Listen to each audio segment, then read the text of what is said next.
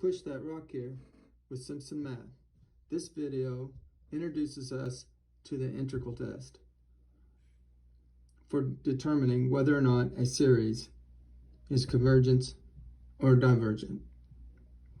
We start with the improper integral of the reciprocal function over the interval 1 to infinity. You can see this area under the curve shaded here. And the question is, does this area fill up a finite space? Like, could we fit it into a little rectangle? Or does it expand forever? That's the same as asking, does this integral that we call an improper integral, does this integral converge to a number or does it diverge to infinity? To solve this problem, we will set up a limit. We take the upper limit of integration and put in a dummy variable, and we look at the limit as the dummy variable goes to infinity. We integrate like normal. We get that natural log of the absolute value of x, but our domain is positive, so we forget about absolute value. So we have the antiderivative of the reciprocal function, natural log of x. We substitute in our upper limit of integration and our lower limit of integration according to the fundamental theorem of calculus. The natural log of 1 is 0. So we just have the natural log of the dummy variable. And as we have discussed, and as we credit Dirichlet, if I'm pronouncing his name correctly, the limit as the natural log of a variable, as that variable goes to infinity, the natural log of that variable will also go to infinity. So that means the answer to the question is diverges. This integral diverges.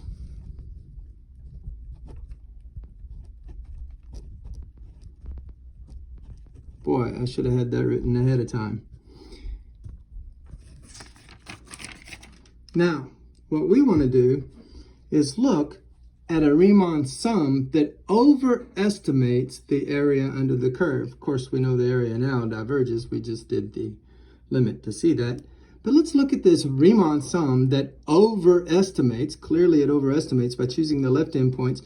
I'm overestimating the area under the curve. I have this little bit left out every time. That'll go on forever.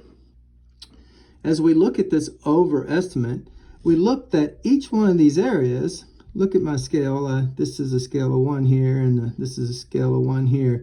So this is a 1 by 1, so that's 1.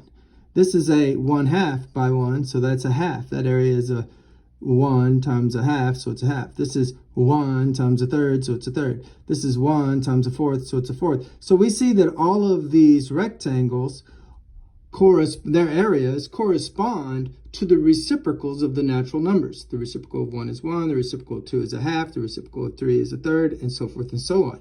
So this Riemann sum geometrically represents the sum of all of the reciprocals of the natural numbers. That's what this symbol here means, sum up the reciprocals of the natural numbers. N is the numbers from 1 to infinity, the counting numbers from 1 to infinity, the natural numbers. So this is what we call a series. The sequence is this argument here, 1 over n. The argument of this summation is a sequence. The summation altogether is a series. And this series is represented geometrically by this Riemann sum. And we can see that this Riemann sum is larger than this area that we discussed on the previous page because it overestimates. So we know that this series is greater than this improper integral. Notice the improper integral diverges. We just proved it on the previous page. Well, then the sum of all the reciprocals of the natural numbers must also diverge.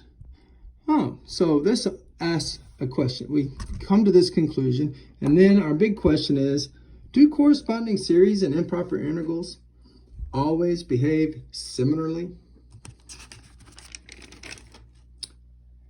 Well, according to the integral test, if f of x, that's the argument of the integral, is continuous, positive, and decreasing, and if the outputs of the function, that is the argument of the corresponding integrand, is equal to the outputs of the sequence that is the argument of the series for all natural number inputs, then yes, the improper integral and its corresponding series will behave similarly.